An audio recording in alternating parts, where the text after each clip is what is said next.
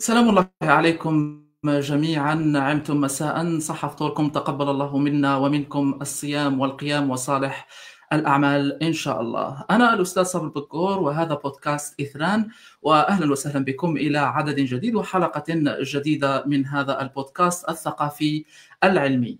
نسعد كثيرا اليوم باستضافة الكاتب الجزائري الحاصل على الجائزة العالمية للرواية العربية البوكر، الأستاذ عبد الوهاب عيساوي.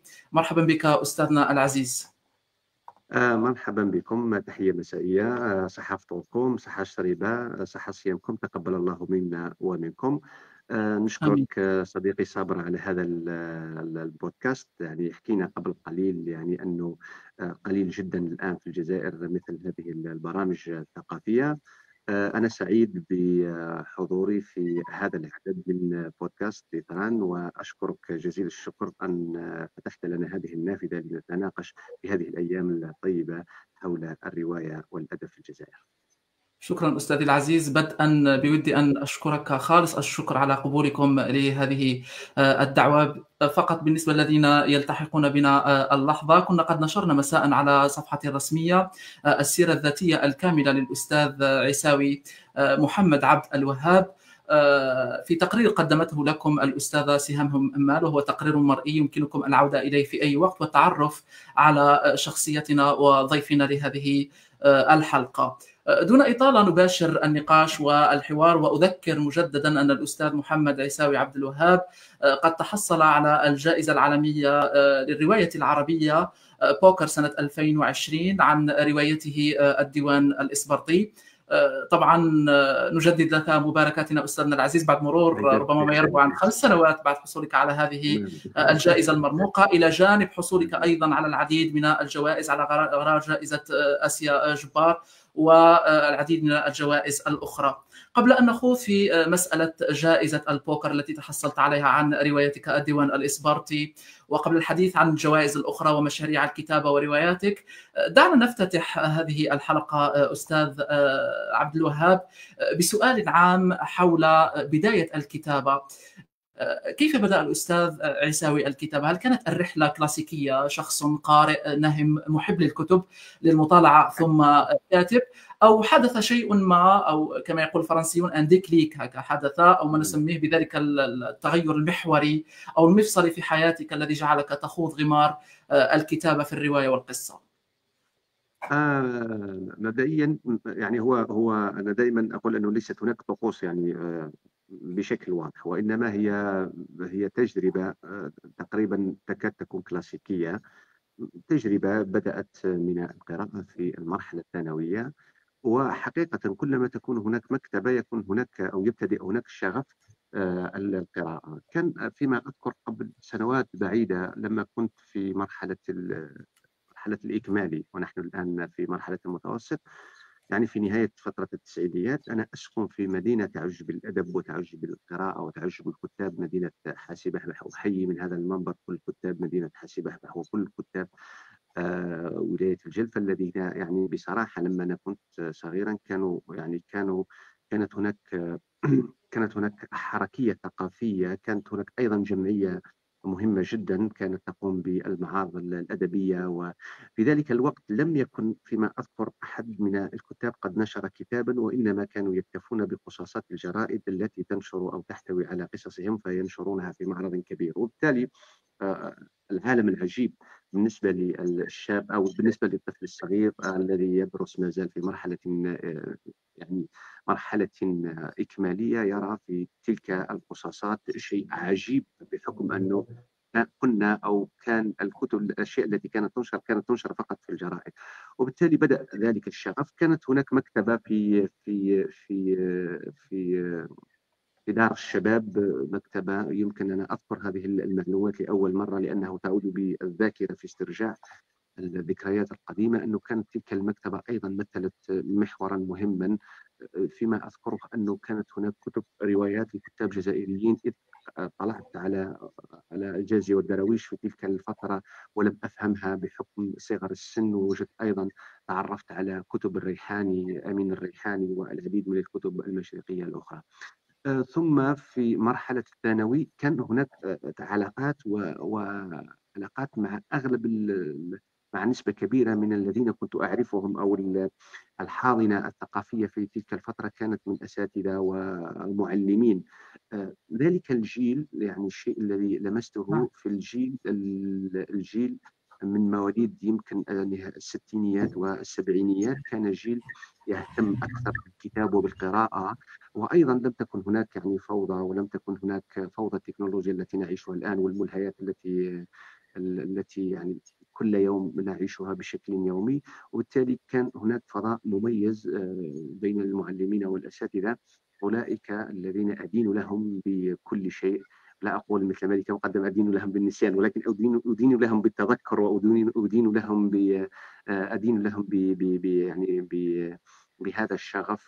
في يعني هناك أسماء يعني محددة، يعني دائما أذكرها وأذكرها بكل خير، لأنه هي كانت لها الدور في اطلاعي على العديد من الثقافات، واطلاعي على العديد من الكتب. هناك أشخاص حببوني في أسماء معينة. مثلا أحببت الجاحظ من خلال صديقي والمعلم معروف هو في مدينة حاسب أحمد، صديقي العربي بختي. عرفت أيضا منه مثلا نجيب محفوظ. عرفت من أصدقاء آخرين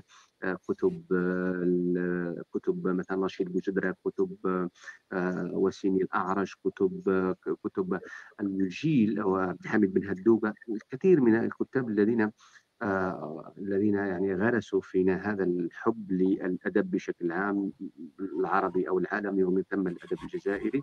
بالإضافة إلى أنه مرحلة الجامعة وهي مرحلة أكثر انفتاحا، بحكم أنه تعرفت على مكتبة أخرى، وبالتالي كانت دائما المسيرة هي مرتبطة إما بأشخاص أساتذة ومعلمين هم الذين هم الذين وضعونا في الطريق المناسب، في في الطريق المناسب للكتابة والأدب. أو ولما لا، وأيضا ومكتبات كانت لها دورا مهما في تكوين هذا يعني الثقافة وتجسيد العلاقة الحقيقية بيني وبين الكتاب. على سبيل المثال، المكتبة كانت موجودة في وسط مدينة الجلفة لما كنت أدرس في جامعة هذه المدينة، مع أن الاختصاص كان مختلفا إلى حد ما.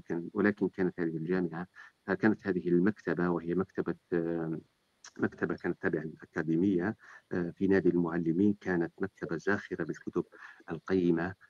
وكانت من الأشياء الجميلة فيها أنه كانت فيها طبعات أولى بالنسبة للعديد من الكتب المؤسسة للثقافة العربية، سواء كتب تراثية أو كتب الحدثية الجديدة. انطلاقا من هذه السيرورة يعني، وإنما كل شيء يبنى يعني مرحلة بمرحلة على التراكم. بدأت أكتب في قصص شعرا. أول ما بدأت أكتب الشعر، ثم وجدت نفسي أنه إلى حد ما هناك لست شاعرا ناجحا. فكتبت بعض نعم، المجموعات القصصية، عفوا بعض القصص القصيرة، نشرتها في الجرائد أيام كانت الجرائد أو كانت الصفحات الثقافية في الجرائد رائجة. على سبيل المثال، فيما أذكر كنا ننتظر ملحقا ثقافيا أو صفحة ثقافية في جريدة الفجر، كانت أظن والله أعلم يوم الخميس. كانت صوت الأحرار يوم الأربعاء. كانت الجزائر نيوز أظن كانت أيضا بيوم الاثنين، كان هم بها ملحق ثقافي، ولا أذكر يمكن الأيام أو كذا. كانت هناك كل جريدة كانت لديها يوم مخصص آه، لصفحة ثقافية. كنا نعم. نرسل الملحق هذه الثقافي. المحركات. ملحق ثقافي أو تكاد تكون صفحة ثقافية، لأن الملحق لما نتكلم عن ملحق نحن نتكلم عن أكثر من صفحة ربما. ولكن نعم، كانت هناك صفحة يمكن ما عدا الجزائر نيوز، هي التي كانت لديها ملحق ملحق. ثقافي في نعم، أكثر من 3 صفحات أو 4 صفحات ثم توقفت. نعم، آه، يعني انطلاقا كتبت بعض القصص القصيرة، نشرت. ثم في لحظة ما يعني، كان هناك صديق أنا أحييه والآن مهاجر، صديقي قال لي أنه صديقي محمد قاف، وهو كاتب وقاص، وقال لي يعني لما يعني تبقى أنت هكذا يعني مجرد قارئ، لماذا لا تجرب وتكتب الرواية؟ أنت قرأت يعني كثير من الأعمال الأدبية والروائية. قلت لم لا. فجاءت أول رواية لي كتبتها فيما أذكر كتبتها في نهاية 2011، هي سينما جاكوب. ثم نعم. سنة سمعت 2000 سمعت نُشرت عن دار في سير الجزائر سنة 2013. هذيك الرواية، نعم. هذه الرواية لما كتبتها أنا لم أكن أعتقد أنها رواية، كنت أعتقد أنه مجرد تمرين روائي إن صح القول. صحيح، مع صحيح. تمرين روائي. النص الأول كنت أعتقد أنه مجرد تمرين التجربة روائي. الأولى. التجربة الأولى هي مجرد تمرين روائي على الكتابة وأجواء الكتابة، وبالتالي تواصلت، سمعت. لم أكن يعني على علاقة تامة بالفضاء الأدبي أو الكتاب في تلك الفترة. سمعت أن هناك جائزة اسمها علي معاشي، كانت في تلك الفترة تقدم للكتاب الشباب الذين لا تتجاوز أعمارهم 35 سنة. قلت أنا كنت ما زلت صغير، يمكن 25 أو 26 سنة. قلت فلنجرب هذه الجائزة. وأذكر أني ذهبت ووضعت النسخة، ولم أكن يعني أطمع، ولم أكن كذا، وكانت مجرد، أقول ودائما أكرر أنه كانت مجرد تمرين روائي. وفيما بعد، حتى بعد أن فزت كنا في مأدبة كبيرة بمناسبة هذا الفوز في وزارة الثقافة. التقيت أحد الأساتذة لا أذكره الآن، وحدثني قال: ماذا ستنشر رواية أم لا تنشرها؟ قلت له: أنا لست ميالا إلى فكرة نشر هذه الرواية، أراها مجرد تمرين روائي. فأذكر نصيحته، قال: يعني وإن كانت مجرد تمرين روائي فيمكن عدها نصا يؤرخ للكاتب في مرحلة زمنية معينة. معينة، وبالتالي نعم. في مرحلة زمنية معينة يمكن أن نعود إلى هذا النص، أو يعود الدارس إلى هذا النص لقراءة طريقة أو رؤية أو البنية المعرفية لهذا الكاتب، أو البنية الفنية لهذا الكاتب في مرحلة زمنية معينة. وبالتالي نعم. تشجعت فيما بعد، ويعني وتواصلت مع إذا دار ريسيرش أقاطعك أستاذ عبد معلش الوهاب، تفضل. آسف. فيما يتعلق بمسألة التجربة الأولى والنص م- الأول، هناك من يقول أنه م- عليك دائما إحراق النص الأول أو التجربة الأولى. أما أنت الآن فتقول تشجع وانشرها. ما رأيك بين هذين الرأيين؟ متى والله فعلا شوف، يصبح المخطوط أو الأمر التجربة يختلف. الأولى فعلا تستحق النشر أو تستحق شوف، المغامرة؟ لو لأن التجربة الأولى مغامرة مرعبة ومخيفة لأي كاتب. بالتأكيد، ولكن نحن لا نقول يعني لا نتعامل مع الأشياء بالإطلاق. يعني هناك فعلا تجارب أولى لا تستحق أن تنشر على سبيل المثال، وهناك تجارب أولى قد تخلد أصحابها. هناك مثلا مارغريت ميتشل كتبت ذهب مع الريح، هو العمل الوحيد لها، وهو يعتبر أو يعد عفوا من أفضل النصوص العالمية الآن، ويتدارسها النقاد، ومثلت في فيلم وهناك نصوص أولى أيضا خلدت أصحابها ونحن لا نعرف. ربما مثلا رواية بيدرو بارامو، وهي أول رواية كتبها صاحبها، وهي غيرت مجرى الكتابة في أمريكا اللاتينية. وبالتالي قضية الإطلاقات هذه لا أعتقد بجدواها كثيرا، لأن هناك نصوص، أتفق معك، هناك نصوص أنه لا تستحق أن تنشر، أو لا تستحق أن يتمثلها أصحابها، أو أن يتشجع أصحابها ويقدمونها إلى الجمهور. وهناك نصوص إن رأى الذين من حول الكاتب، ربما نقاد أو يعني مختصون في الأدب، أنها تستحق النشر أو تستحق القراءة. وهو الدور الحقيقي، هذا هو اللي تلعبه دار النشر، هي التي تطلع على العمل وتعرف. أقول دور النشر الجادة التي تهتم بالكتابة الأدبية، أو التي لديها يعني لديها ولديها لجنة قراءة، ولديها لجنة متابعة ولجنة تحرير، هي التي يمكن أن تحدد ما إذا كان هذا النص يعني. وأيضا بالموازاة الجوائز الأدبية مثل ما ذكرت، لأنه أنا أول ما دخلت في عالم الكتابة دخلت عن طريق يعني جائزة أدبية.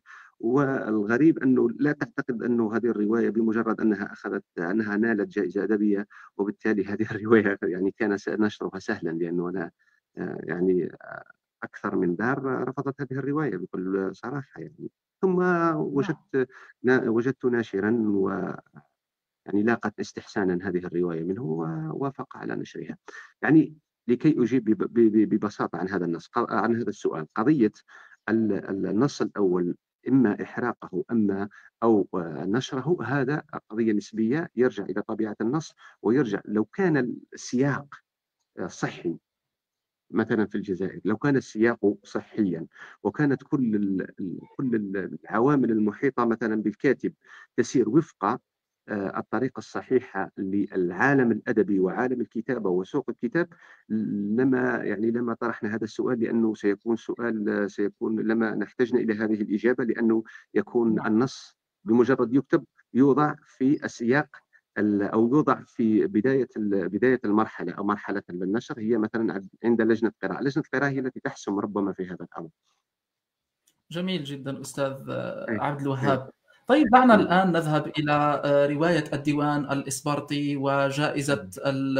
البوكر، وهي جائزة عالمية تقدم للرواية العربية، التي أذكر أنكم قد تحصلتم عليها سنة 2020، وقد صدرت الرواية سنة 2019 عن دار النشر الجزائرية ميم. أستاذ عبد الوهاب، كيف ولدت فكرة الديوان الإسبرطي، وما الذي دفعك لاختيار هذه الفترة تحديدا من التاريخ الجزائري، وهي الفترة الممتدة بين خروج الاستعمار العثماني ودخول الاستعمار الفرنسي؟ هي شوف، الآن لما أتكلم عن ديوان الإسبرطي أشعر أني أغرف الآن من الذاكرة، لأنه لما كتبت الرواية ديوان الإسبرطي أنهيت كتابتها في مارس 2017. نعم. نحن نتكلم الآن عن 8 سنوات يمكن، أو 7 سنوات. صحيح. صحيح. 7 سنوات، يعني 7 سنوات مرت على كتابة الديوان الإسبرطي أو الفراغ من كتابتها، يعني سنوات طويلة. آه، الفكرة يعني تمتد إلى ما قبلها، يعني يمكن في 2016 أو 2015 كانت هناك فكرة فكرة تدور في الذهن عن التاريخ الجزائري. وابتدأت هذه الفكرة كيف يا ترى، أو بهذا السؤال: كيف يا ترى مقاربة التاريخ الجزائري ثقافيا وفنيا، انطلاقا من رواية بداية من الفتح إلى غاية الاستعمار الفرنسي. كانت هذا مم. تصوري: آه، آه، كيف يمكن قراءة هذه المرحلة الطويلة روائيا. أنا كنت أفكر بهذه الطريقة. ثم وجدت أن هناك صعوبة، يعني في تتبع لأنه نحن نتكلم عن أكثر من دولة. نحن نتكلم عن وخاصة المغرب الأوسط، كان هناك الكثير من الدول، كانت هناك الكثير من الثقافات، كانت هناك الكثير يعني التوجهات والأفكار والأيديولوجيات. نحن نتكلم عن الدولة الجزائرية أو المغرب الأوسط في تلك المرحلة، نحن نتكلم عن أكثر من الجزائر احتضنت الدولة الإسماعيلية، احتضنت العلويين، احتضنت العبيديين، احتضنت الموحدين وكانوا معتزلة، احتضنت المرابطين، وبالتالي شيء رهيب تتبع هذه الثقافات المتعددة في كل دولة. نحن نتكلم عن زخم كبير، ثقافي كبير، يعني لم طبعا. يناقش يعني بشكل جيد. انتقلت مباشرة إلى فكرة أخرى، وهي فكرة التي تلي احتلال الجزائر من طرف الفرنسيين إلى المرحلة التي كان فيها نابليون الثاني. جذبتني وألهمتني فكرة المملكة العربية، لأن نابليون الثالث يعني في يمكن ما بعد 1848 كان يريد تأسيس، أن يتوج نفسه على الممالك الثلاث أو الديانات الثلاث، اليهودية والإسلامية والمسيحية، وكان يريد أن يضع الأمير عبد القادر ملكا على العرب وعلى المسلمين حسب ما أذكر. وهناك كتاب مشهور لرويوم آراب، هذا المملكة العربية أو كما اسمه. ومن بعد قلت أنه لا يمكن الكتابة عن هذه المرحلة إلا بالعودة إلى اللحظة الفارقة ما بين الشرق والغرب، ما بين الثقافة الإسلامية وما بين الثقافة المسيحية. وهو سؤال جوهري كبير يمكن أن تندرج تحته الكثير من الأسئلة، ويمكن أيضا ربطها بالراهن الذي نعيشه الآن. كيف يفكر الجزائري؟ كيف نظرة الجزائري للسياسة؟ كيف نظرة الجزائري للدين؟ كيف نظرة الجزائري للآخر؟ كيف نظرة الجزائري للعالم من حوله؟ ما هي تصوراته عن العالم من حوله؟ كيف ردات فعله على الأحداث العالمية التي من حوله؟ هل يا ترى تغيرت هذه النظرة انطلاقا من اللحظة الراهنة التي نعيشها واللحظة التي قد مر مر عليها، يعني يمكن نحن نتكلم 1830، نتكلم عن أكثر من قرنين ونصف. وبالتالي نعم. كيف يمكن مقاربة هذا الباساج، يعني هذا الانتقال ما بين ثقافتين مختلفتين.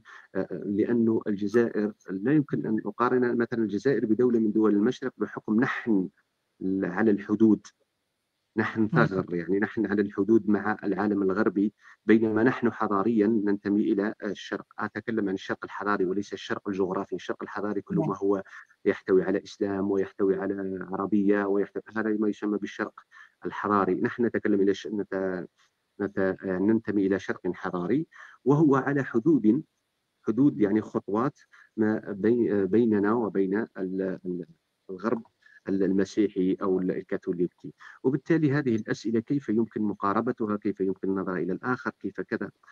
وأيضا في الوقت نفسه مطالعة ومتابعة تلك اللحظات الفارقة التي كانت يعني المباشرة التي كانت بين الأحداث أو الأحداث المباشرة، هذه الأسئلة الكبرى الثقافية. وأيضا هناك أحداث التي حدثت في المرحلة يعني المرحلة المباشرة لاحتلال الجزائر من طرف المحتل الفرنسي. يعني يمكن هذه مجموعة من الأسئلة، وكيف مقاربة تلك اللحظة. كان يجب أن نختار يعني شخصيات تعبر عن مواقف، أنا أقول، ولا تعبر عن ذواتها بشكل خاص، ولكنها تعبر عن المواقف الموجودة في تلك الفترة.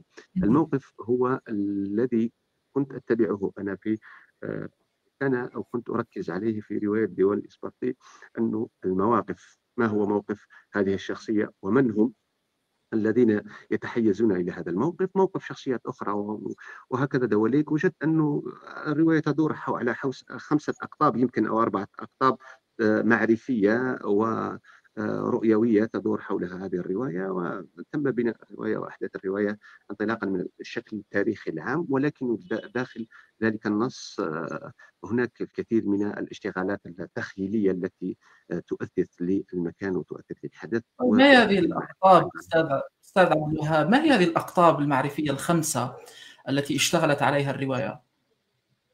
نتكلم عن كل شخصية ترى الحدث من وجهة نظرها. ال5 لدينا هناك شخصيات، احتلال ال5 في إطار شخصيات. الشخصيات لديك.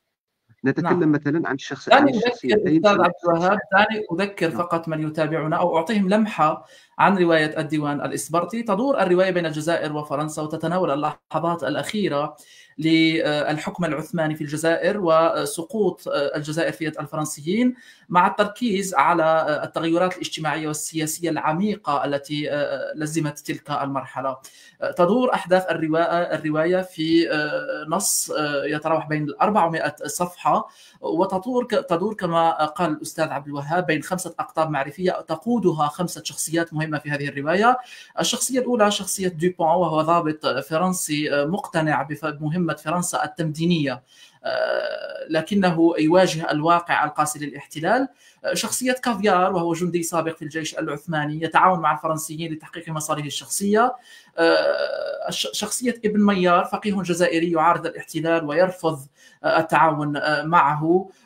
شخصية دوجة، امرأة جزائرية، أو هذه شخصية هذا الذي يرفض التعاون مع الاحتلال أعتقد أنها شخصية حمد سلاوي أستاذ، ليس شخصية ابن ميار. نعم محمد سلامي. نعم، شخصية ابن ميار على عكس شخصية ابن ميار، وهي الشخصية التي تنادي بضرورة بقاء الاستعمار، أو يؤمن بضرورة وجود هذا الاستعمار لأجل تطور الجزائر أو لأجل حماية مصالحه الشخصية. ثم الشخصية الرابعة، وهي الشخصية النسوية الوحيدة في هذه الرواية، شخصية دوجة، وهي ربما الشخصية التي تتقاذفها بقية الشخصيات الأخرى. إذا نعود أستاذ إلى فكرة هذه الأقطاب المعرفية ال5 التي تقودها هذه الشخصيات التي تم ذكرها، والتي قلتم أنه كل شخص من هذه الشخصيات التي بنيتموها تملك رؤية خاصة للواقع السياسي والاجتماعي في ظل طبعا الاستعمار في تلك المرحلة. حبذا لو أعطيت لنا هذه الرؤية وهذه البنية وهذه الشخصيات باختصار. بالتأكيد. دوكا لو نعود مثلا إلى نعود إلى شخصية الرواية. مثلا لدينا شخصيتان فرنسيتان و3 شخصيات جزائرية. جزائرية، نعم. الشخصية الفرنسية التي تكلمنا عنها والتي أسبقت التقديم لها، وهي شخصية مثلا شخصية كافيار. نحن نتكلم عن وجهة نظر كافيار. هي وجهة نظر سائدة موجودة في كل الأدبيات الفرنسية. وهي ربما وجهة النظر الأكثر انتشارا والأكثر تبنيا من طرف المستعمرين، وهي نفسها تكاد تكون نفسها للحظة الراهنة. نحن نعيش الآن في الجزائر العديد مثلا من التجاذبات بيننا وما بين مثلا فرنسا، ولا ننسى أنه هذه التأسيسات أو هذه وجهات النظر التي تقال، وهذه الرؤى. إن صح هذه الديكلاراسيون التي نسمعها ما بين التصريحات التي نسمعها بين لحظة وأخرى، هي نعم. لها امتداداتها الثقافية وامتداداتها المعرفية وامتداداتها التاريخية. التاريخية القديمة. هي لم تتغير تقريبا من القرن السادس عشر. هم لو تفتح الآن أي كتاب من الكتب التي كتبت في تلك المرحلة، أو الكتب التي كتبت، أو وجهات النظر التي كيف يروننا بها، ستجد أنها لم تختلف كثيرا عنا. وخاصة التصريح الأخير الذي قام، أو من التصريحات الأخيرة وتصريحاته كثيرة، ماكرون، أنه يقول مثلا أن الجزائر هي بلا أمة. هذه من بين الرؤى، وهي رؤية قديمة يعني، ووجهة نظر قديمة، وجهة نظر معرفية في نظرهم، وجهة نظر قديمة. هي أيضا وجهة نظر مؤسسة لفكرة الكولونيالية ومؤسسة لفكرة الاستعمار، على أساس أن هذا البلد لا يملك ثقافة ولا يملك أي شيء، ويجب أن يعود إلى حضيضة روما القديمة. هذه الرؤية ما زالت إلى حد الآن، وهي رؤية أوروبية بشكل عام يعني، وتمثلها فرنسا بحكم أنه كانت أكبر الإمبراطوريات، وهي أشدها وقعا ويعني وحدة في تعاطيها مع المسلمات التي تعتقدها هي أن مسلمات أنها تريد أن تجعلها بديهيات بالنسبة للآخرين. هذه وجهة نظر كافيار، والتي تنعكس على اللحظة الراهنة التي نعيشها الآن. ولكنها وجهة نظر، وهي وجهة نظر كولونيالية تؤمن بالعمل المسلح، وتؤمن بالاستعمار الجديد. كان في السابق استعمارا ثقافيا، استعمارا عسكريا، ولكنه الآن يعود استعمار في شكل اقتصادي، وفي شكل مالي، وتعددت أشكاله الحديثة. نعود إلى شخصية أخرى، وهي شخصية أكثر، إن صح القول، إن أكثر دبلوماسية. هي شخصية ديبون، شخصية ثقافية تتعاطف مع ذلك الشعب. هؤلاء الناس لديهم الحق أن يعيشوا حياتهم بالطريقة التي يريدون. هم ولكن هو لا يستطيع أن يساوي ما بينه وما بين الأمة التي قدم منها. لو خيروني ما بين أمي وما بين الجزائر، سأختار أمي بالتأكيد، على عطفا على مقولة ألبert كامي. يعني نسمع هذه الأصوات كثيرا مؤخرا، تأتيك بأسماء كثيرة وبأسماء متعددة. هناك من يأتيك باسم الديمقراطية، وهناك من يأتيك باسم الثقافة، وهناك من يأتيك بأسماء متعددة، ولكن الحقيقة مثل ما قال علي بن أبي طالب رضي الله عنه: إنه حق أريد به باطل. بالتأكيد الديمقراطية هي حق مشروع لكل الشعوب في هذه العالم، هي والمساواة والأخوة، ولكنها حينما تأتيك في عباءة شخص مشكوك في أمره، تطرح الكثير من الأسئلة عما يراد انطلاقا من هذه، أو عما يراد انطلاقا من هذه الطروحات. وهذا يمكن ديبون كان حقيقة متعاطفا مع الناس، كان كذا، ولكن نهايته ماذا كانت؟ نهايته انضم إلى السيمونيين الذين أتوا أيضا لتغيير هذه البلاد بالطريقة التي يرونها هم، ليست الطريقة التي نراها نحن. ولكنهم الاثنان متفقان في كون أنه يجب أن تكون فرنسا هنا في الجزائر. يختلفان في طريقة تطبيق هذا الوجود. هناك من يراه وجودا عسكريا، وهناك من يتبنى الفكرة الثقافية. يجب أن تكون هناك ثقافة، وأن يكون هناك مساواة، وأن يتعلم هذا الشعب، وأن كذا وأن كذا وأن كذا. وبالتالي الرؤية واحدة، ولكن طريقة تدوير.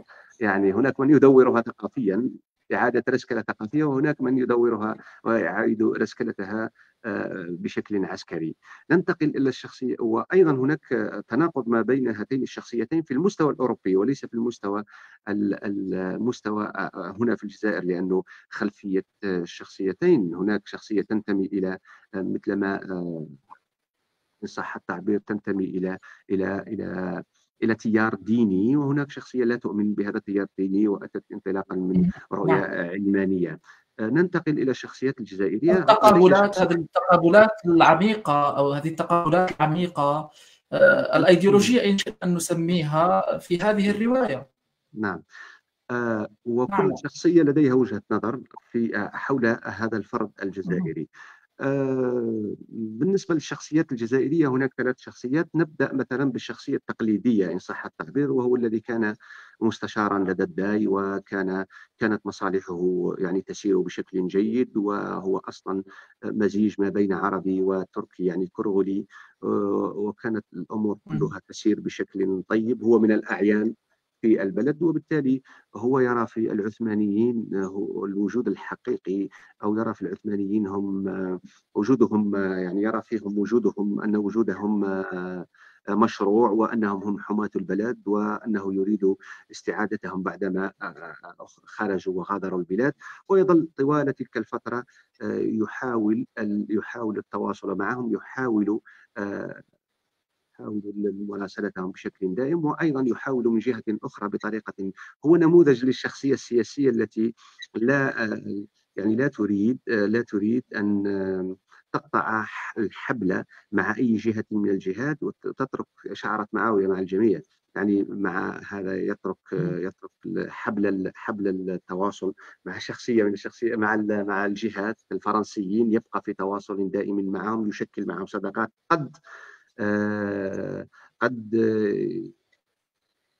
يقبل منصبا عند الفرنسيين، وذلك من وجهة نظر سياسية. أقول أنه ينظر إلى الأمر من ناحية سياسية، أننا ما دمت أنا هنا وأستطيع أن أعين، لكي لا نشكك في النوايا، أن أستطيع أن أعين، فأستطيع أن أقول وجهة نظري، أو أستطيع أن أغير ولو بالقدر اليسير ما دام هذا الأمر حاصلا. بمعنى ما دام الاستعمار موجودا، أنا مهم. يمكنني أيضا أن أعين أهلي، وأعين الذين من حولي، ولكن آه، في ظل الفرنسيين. هذا السياق الكلي هو تقريبا سياق ديني، سياق إسلامي، لأنه النظريات يعني الدينية لدينا في الإسلام أنه تقوم مع حكم المتغلب. يعني بمجرد أن يتغلب شخص في دولة ما، فنحن نصبح له أتباع. يعني إلى حد ما هذه الفكرة. وبالتالي لما نتمكن وتصبح لدينا المكنة في محاربته وفي إخراجه، ولدينا العدة ولدينا العتاد، نثور عليه ونغير هذا الحكم. بالنسبة للشخصية الثالثة، والتي هي شخصية حدية، شخصية شعبية، شخصية جزائرية 100%، هي شخصية حمد السلاوي. هذه الشخصية التي كلما الشخصية يعني الثورية إن شئنا أن نسميها. الشخصية الثورية، آه، الشخصية مثل ما عبر عنها ربي يرحمه آه، رئيس مجمع اللغة العربية في مصر السابق. قال في مقال له أنه هذه الشخصية هي التي تحدد الذات الوطنية، أو تحرك الذات الوطنية. هو الذي يحرك الذات الوطنية في هذا النص. أنه بوادر الوطنية والإحساس بالكينونة الجزائرية كانت في حمد السلاوي. حمد السلاوي هو فرد جزائري لا يؤمن إلا بما هو جزائري، ولا يحب إلا ما هو جزائري، ولا يعتقد إلا فيما هو جزائري. آه، لا يعنيه لا يعنيه أن يحكم من طرف الفرنسيين، ولا أن يحكم من طرف العثمانيين. هو يريد أن يحكم من طرف جزائريين وفقط. وبالتالي نهايته أو كيف كانت مخرجاته هو، أو كيف كان مآله في النص الروائي، أنه قرر أن ينضم إلى الأمير عبد القادر، لأنه يرى فيه أنه يتشارك معه في أشياء كثيرة. كلهم أبناء بلد، وكلهم لديهم نفس التطلعات، أنه تصبح هذه البلاد حرة ويملكها أبناؤها. نعود إلى الشخصية الأخيرة، وهي شخصية دوجة. دوجة كانت يعني زوجة. مثل الشاهد في هذا النص الروائي. شاهد المدينة، يعني تقريبا تصور روح المدينة. أنه هذه المدينة التي يأتي أي شخص يحاول العبث بها، أو يحاول تغييرها حسب وجهة نظره، وهي تبقى ساكنة ترى ما يقوم، أو ما الذي سيقوم أبناؤها به. يعني بشكل عام هي تقريبا هي خطاب المشاهد، أو خطاب الرائي. وأيضا يمكن تفسيرها من جهة أخرى، أنه أيضا حال المرأة في الجزائر إلى فترة ما كانت كانت على الهامش، ليست لديها وجهات نظر، وخاصة ابنة البلد. يعني لم تكن كان هناك كثير من التقييدات حول حرية المرأة، يعني في فترة زمنية معينة، ليست مطالبة منها، يعني مطلوب منها أن تقوم ربما أو أن تحرر هي بذاتها البلد، ولكن نحن نتكلم عن خطابات كانت موجودة وكانت سائدة في فترة زمنية معينة. تفضل. نعم، ممتاز أستاذ.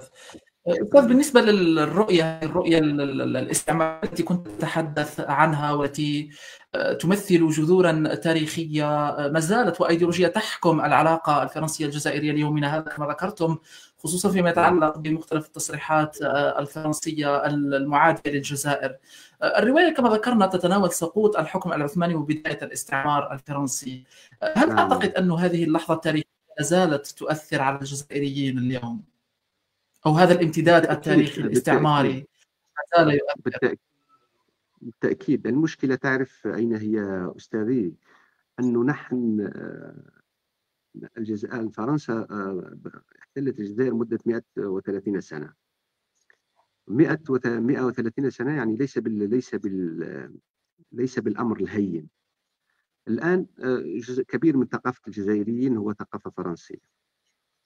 ولو انه الان نحن نفتخر انه تقريبا الجزائريون كلهم درسوا الان في المدرسه الجزائريه، والمدرسه الجزائريه اخرجت لنا اسماء كبيره وعباقره وكذا، ولكن بقي هذا الظل آه، موجودا، ظل الفرنسيه في الجزائر. هذه نقطه رقم واحد. النقطه رقم اثنين انه ارشيفنا او ارشيف الجزائر كله كل او نسبه كبيره من الارشيف الجزائري الان مكتوب باللغه الفرنسيه.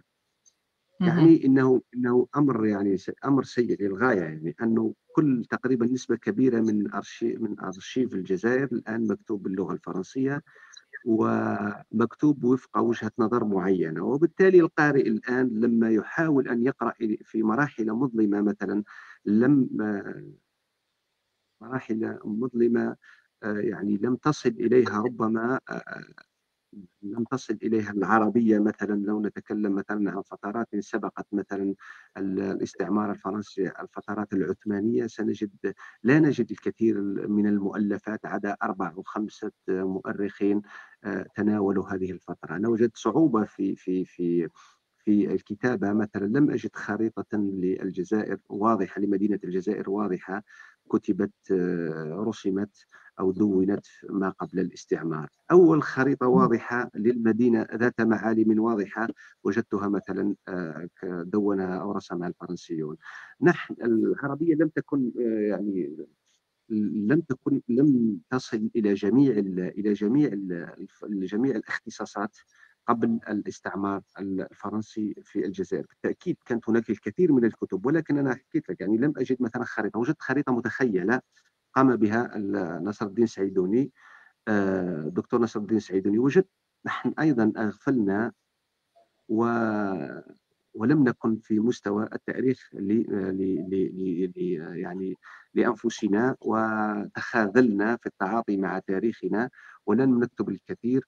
وإن كان الفرنسيون قدموا 3 أو 4 مدارس يمكن تكتب التاريخ، وتركوا الكثير من الكتب تتكلم عنا بوجهة نظرهم.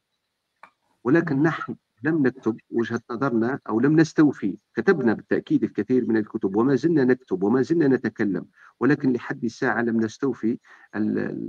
نستوفي كل التفاصيل في كتابة تاريخنا وفي التعاطي معه. ليس الكتابة فقط الكتابة المدونة، وإنما التعاطي معه في جميع مناحي الحياة. ولماذا السؤال؟ ولماذا نقوم بهذا الشيء؟ من أجل أن الشخصية الجزائرية يصبح لها الثقل أقوى من الثقل الموجود في اللحظة الراهنة. يعني أنا أعرف أنه ليست مسؤولية جامعة فقط، أو مسؤولية وزارة، أو هي مسؤولية دولة يعني بشكل عام. هو مشروع دولة تعزيز هذه الثقة الشخصية الجزائرية بكل أبعادها. نحن لا نتكلم عن بعد واحد، ولكن نتكلم عن أبعاد متنوعة، آه، ولا ينصب فيها فقط كتابة التاريخ أو الذاكرة أو شيء. هو الكثير من المعاملات التي تشترك في كتابة أو في صناعة الشخصية الجزائرية. هذا بشكل عام. يعني أنا لا أقارب المواضيع فقط من وجهة نظر أنه فنية أو أدبية أو كل هذه الأشياء تساهم في صناعة الشخصية الجزائرية. الآن نعم. من الأشياء التي يعني الآن تحز في النفس أنك لما تخرج من الجزائر لا تكاد تجد صورة الجزائري واضحة في عيون الآخرين. يعني مثلا أنا مشيت أغلب الدول العربية، لما أعرف عن نفسي كوني جزائري هو يستغرب أصلا أنا أتكلم العربية. نعم. يقولون صحيح. أصلا أنا الجيل الثالث الذي درس بالعربية في الجزائر ولست الجيل نعم. الأول. أنا من نعم. درسني جزائري، وهذا الجزائري درسه جزائري آخر، وربما الشخص الثالث هو الذي درسه مشرقي. بعد هذه إلى ماذا التصورات تعود إلى ماذا تعود هذه المشكلة أستاذ؟ مشكلة صورتنا عند الآخر أو ذاتنا عند صورتنا الآخر. عند الآخر، صورتنا عند هو الآخر ضعف أننا نحن منا لا هل هو نصل. ضعف منا في التعريف بهويتنا وثقافتنا هذه وكينونتنا؟ هذه هل هو ضعف هذه في وسائل الإعلام؟ هل هو ضعف في النشاط هذه الثقافي؟ ما الذي يحدث هذه بالضبط؟ صورة الجزائري مؤخرا تحركت مع السوشيال ميديا ومع هذه ادوات التواصل الاجتماعي. تحركت الكثير من البرك الساكنه، نعم. وصارت تلعب دورا بديلا في اللحظه الراهنه التي نعيشها. ولكن الاشكاليه انها غير منظمه وفوضويه. يعني الان لما تدخل مثلا اي وسيله من وسائل السوشيال ميديا ستجد الصالح هو الطالح، وليس بالضروره انك تجد كل الاشياء الجيده مثلا عن الشخصيه، او لا تجد كل محددات الهويه او الشخصيه الجزائريه. انا اتكلم عن اشياء مؤسسه مبنيه على رؤى معينه، مبنيه على ثقافه معينه، مبنيه على خطوط كبرى. ها هي الخط الاول، الخط الثاني، الخط الثالث، الخط الرابع، الخط الخامس.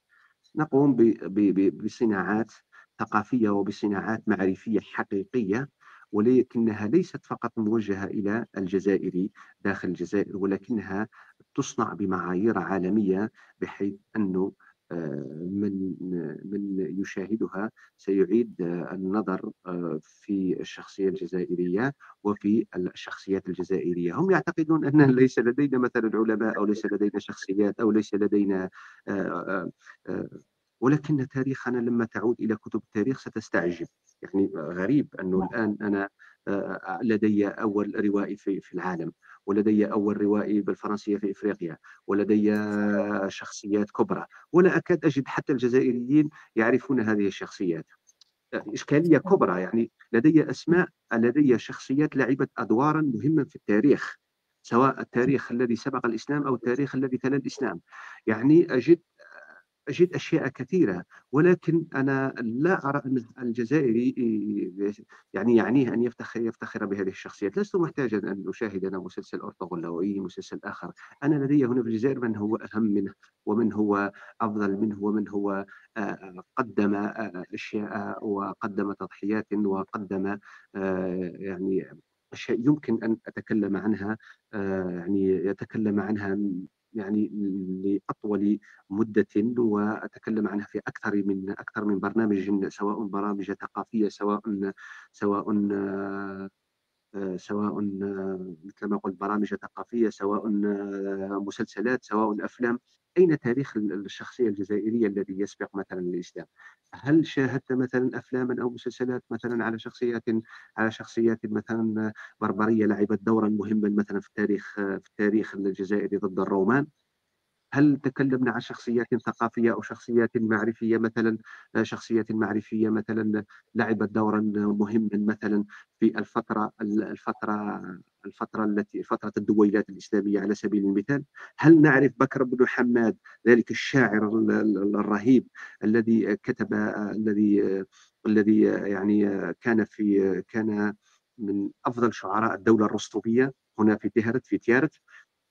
هل حاولنا إعادة بناء آه، مكتبة المعصومة العظيمة التي كانت أفضل مكتبة في إفريقيا في الدولة الرسطوية على سبيل المثال، و و وجسدناها دراميا على سبيل المثال، ولو من رؤية تخيلية؟ هل حاولنا لدينا أشياء كثيرة.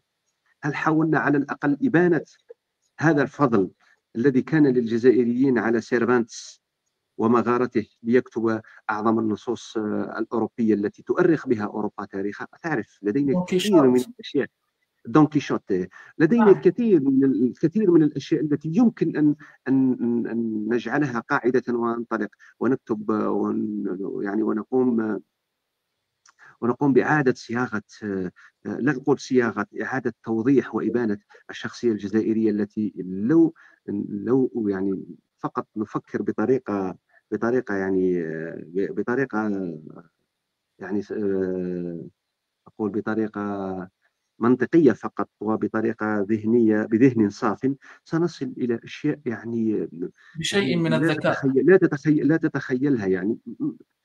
ما هي أفضلية الشعوب الأخرى علينا؟ ليست هناك أفضلية. الجزائر يعني تزخر بعباقرة، ولكنهم كلهم خارج الجزائر للأسف. يعني لا تسير الأمور ربما وفق ما يريدون أو وفق ما يرغبون، فيخرجون إلى الخارج وتجدهم في أفلام ومسلسلات خارج الجزائر. وأنا يعني أعذرهم، يعني الواحد ربي يعاونه. صحيح، صحيح. إيه. طيب أستاذ، ربما نذهب إلى جانب النقد وجانب القراء فيما يتعلق نعم. برواية الديوان الإسبرطي. كيف وجدت احتفاء النقاد وتفاعل القراء بهذه الرواية؟ وهل فاجأك أي تفسير أو تحليل أو قراءة لهذه الرواية التي أصبحت رواية شوف، عالمية، رواية عالمية؟ نعم. الرواية أول ما كتب عنها خصوصا أول أستاذ، دعني النقاد. أقول أنها رواية عالمية لأنها ترجمت إلى الإيطالية من قبل المستشرقة يولاندا غواردي، وصدرت عن سانترو ستودا إلا بإيطاليا سنة 2023. كما ترجمت الرواية إلى الفارسية في ترجمتين، الأولى قامت بها المترجمة غزالة نبهاني وصدرت عن دار نماج طهران للعام 2022، والترجمة الثانية قام بها فرهاد رجبي، صدرت عن دار فارسية في طهران لسنة 2021. والرواية أيضا ترجمت مؤخرا إلى الهندية، و ممتاز.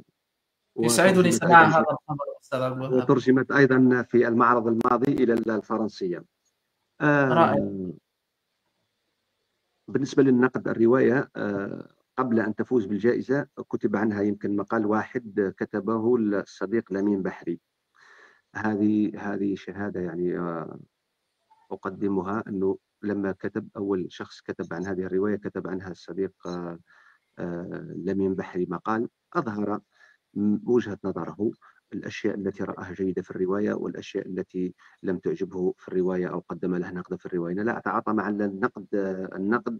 أنا أؤمن بحرية الناقد أن يقول كل شيء، لأن النص بمجرد أن يطبع يصبح مشاعا وملكا عاما، يمكن أن يتكلم أي شخص في هذا النص وفق أدوات، فعلا أدوات نقدية أو أدوات معرفية، يتعاطى مع الفن كيفما شاء.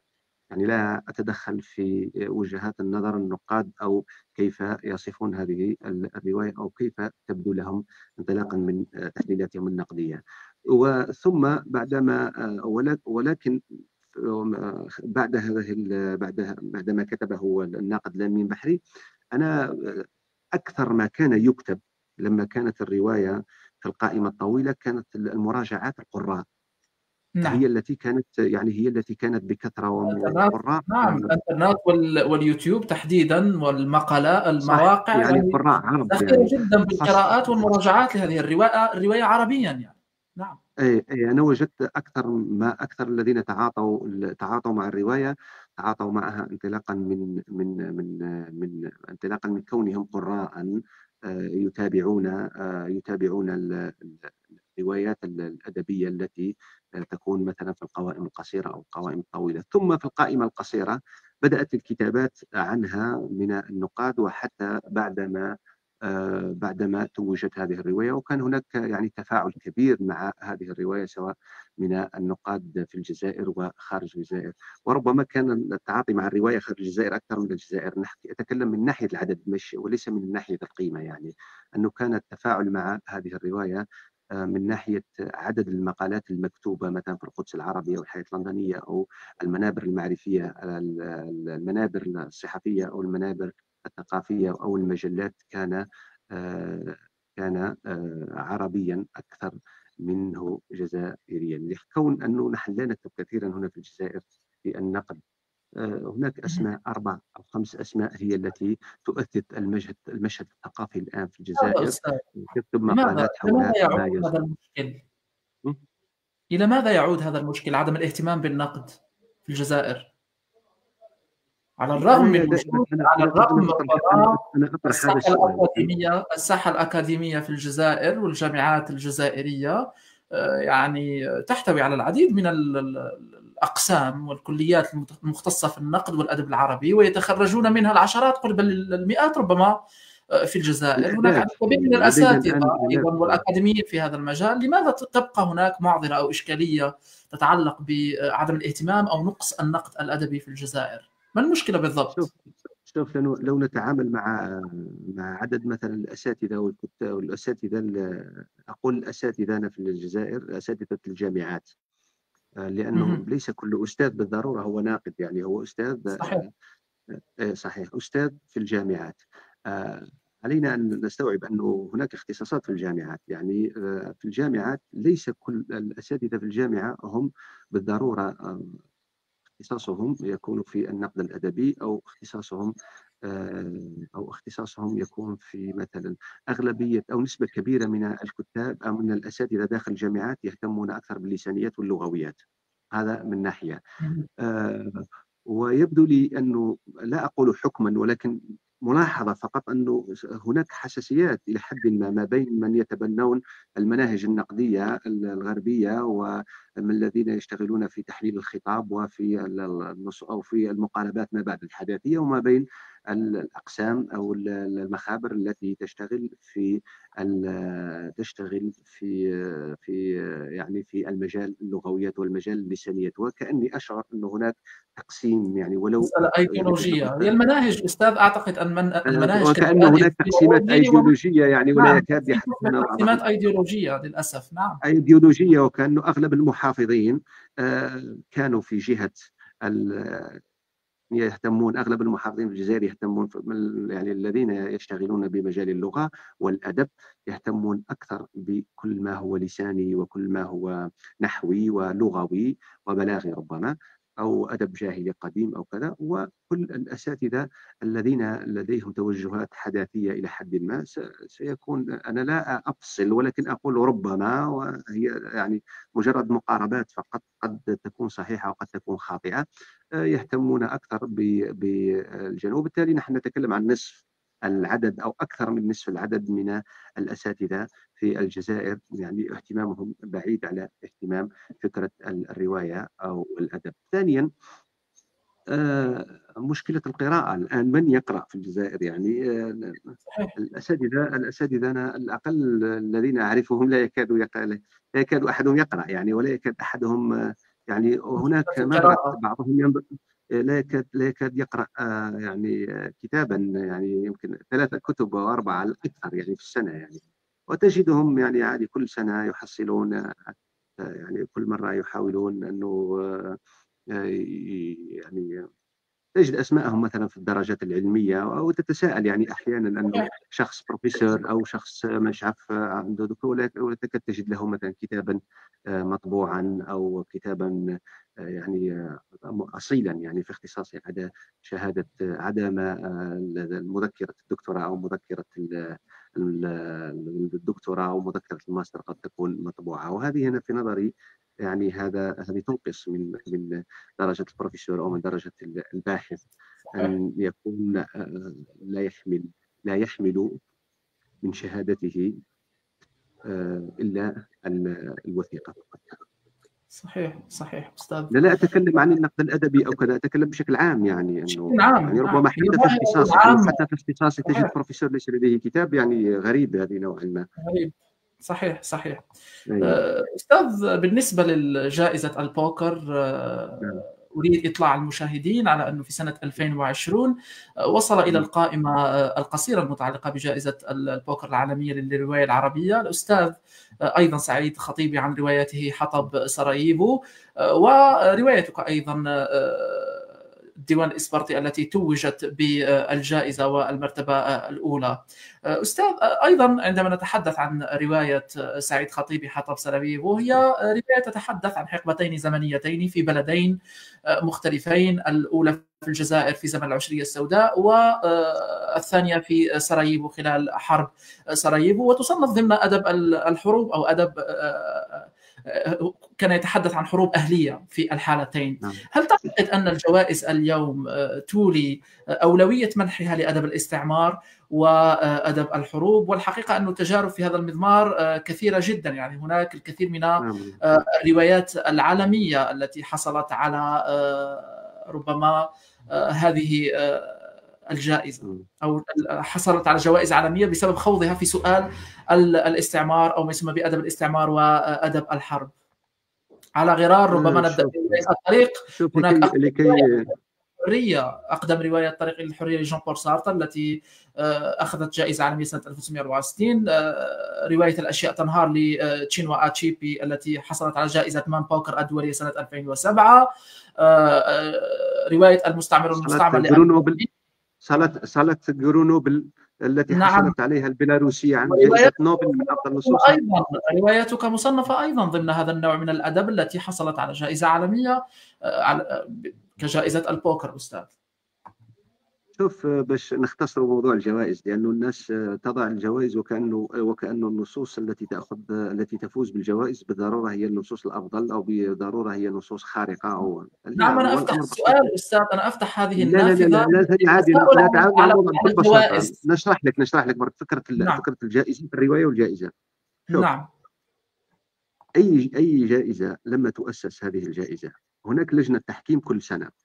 لجنة التحكيم غير ثابتة. لجان التحكيم غير ثابتة. لو مثلا رواية ديوان الإسبرطي رشحت مثلا، رواية ديوان الإسبرطي فازت في 2020 على سبيل المثال. لو رشحت مثلا في 2019 أو في 2021 ليس بالضرورة أنها تنجح. يعني مسألة الجائزة، ما أردت قوله، هي ذوق للجان التحكيم. ذوق لجان التحكيم. قد يتصادف أو يحدث أنه هذا، لا نقول أنه بالضرورة الرواية ليست فيها مقاييس معينة تؤهلها أن تفوز، أو أن تكون رواية جميلة، أو أن تكون من بين الروايات مثلا المختارة في القائمة القصيرة. بالتأكيد هناك شروط فنية في كل جائزة يجب أن تتوفر هذه الشروط في أي نص. فليس من المعقول أنه نص ينقصه الكثير من الاشتغال الفني أن يفوز بالجائزة. هذا من النادر أن يحدث. ولكن في الأخير تبقى هناك المنافسة ما بين 3 نصوص أو 4 نصوص. تلك النصوص يمكن أن 3 أو 4 من لجان التحكيم يكون لديه هوى لنوع معين من النصوص الأدبية. وبالتالي لما نشوف الكرونولوجيا لأكثر من جائزة، سنجد أن هناك بعض الجوائز هناك فيها اختلافات، وبعض الجوائز هناك فيها بعض الاستمرارية، مثل ما تكلمت حول قضية مثلا أدب الحروب. أنا لا أدري، ربما مثلا جائزة البوكر فازت بها نصوص، جائزة البوكر قد أولت ربما حظا أوفر لمثلا الرواية التاريخية. أظن يعني يمكن فازوا بها 3 أو 4 روايات تاريخية. ربما أنه التصور العام أو الرؤية العامة وليس فقط للجائزة فقط، ولكن أيضا لا ننسى السياق العربي بشكل عام، أنه في السنوات الأخيرة هناك موجة كبيرة للكتابة الروائية التاريخية، وصارت إلى حد ما موضة، مثلما كانت في يوم من الأيام موضة أدب السجون. وكان كل الكتاب يحاولون أن يسيروا أو أن يعني ينهدوا من هذا النهر المار الذي هو أدب السجون. أنا لا أستطيع أن أقارب يعني مفهوم الجوائز بشكل عام مثلا في العالم، ولكن أستطيع أن أقول لك أنه الجوائز تبقى في الأخير موضوع أخذ ورد. يعني هناك من لا يثق في الجوائز بشكل كلي، هناك من يحاول أن يعني يجد يعني مسوغات، أو يقول أنه ليست هناك مشكلة، أو يعني كل شخص لديه وجهة نظر في النظر. ولكن أنا أقارب موضوع الجائزة بالتأكيد أنه هي مساعدة للكاتب ومساعدة للروائي، لأنه أنت تعرف لا يوجد كاتب عربي يعيش من كتبه. ولكن أيضا لا ننسى شيء مهم الذي هو يعني في نظري أراه أهم شيء في مسألة الجائزة. أهم شيء في مسألة الجائزة أنه لديك كتاب جزائري سيقرأ هذا الكتاب الجزائري آه، على فضاء أوسع، وبالتالي سيعرف بالثقافة الجزائرية، سيعرف بالتاريخ الجزائري، سيعرف بالشخصية الجزائرية، سيعرف بالروح الجزائرية. الكتاب ليس فقط لأنك بمجرد أخذ جائزة وفقط، سيكتب عنه في المجلات، في الجرائد، سيترجم لأكثر من لغة، كذا سكت. يعني هناك أشياء كثيرة أخرى يعني ترافق فعل الفوز بالجائزة. وهذا هو الأهم، أنه أجمل شيء أنه لما يفوز كتابك بجائزة ثم يتصل بك شخص لا أدري من أي دولة أخرى، من لغة لا تكاد تفقهها، لغة هندية على سبيل المثال، يقرأ النص ثم يبدي حرصا على ترجمة هذا النص من أجل أن تقرأه آه، إقليم، أو يقرأه إقليم في جنوب الهند يتكلم لغة أول مرة تسمع عنها. هذه الفكرة في حد ذاتها، هذه الفكرة الثقافية المتعالية، أن تاريخ الجزائر يقرأ في مكان قصي بعيد بآلاف الكيلومترات، في مكان بعيد، أنه يعرف أن هناك دولة وحاربت من أجل الاستعمار، ولديها الشخصية المثال الفلانية، ولديها الشخصية التي تحترمها، ولديها رموزها، ولديها عاداتها، ولديها تقاليدها، ولديها شخصيتها التي تحتفي بها، والتي يعني تراها يعني تفتخر بها وتحتفي، ويعني تعتقد أنها يعني تفتخر أنها تنتمي إلى هذا الفضاء الجغرافي وإلى هذا الفضاء الزمني أيضا. أنا من هذه الناحية أرى الأمور يعني. ومن هذه الناحية شرحت لك قبل قليل قضية أن الشخصية الجزائرية لا تكاد تجدها يعني في الفضاء الخارجي بشكل واضح. كل ما يكتب كتاب جزائري ويترجم كتاب جزائري فهو قيمة مضافة للأدب الجزائري وقيمة مضافة للشخصية الجزائرية، ويجب أن نحتفي بهذا الكتاب. فليس من المعقول أن نعم. تترجم رواية إلى 5 لغات، منها لغة أو لغتان أوروبيتان، لا تكاد تجد إلا مقالا أو مقالين ويكتبه الآخرون عنه.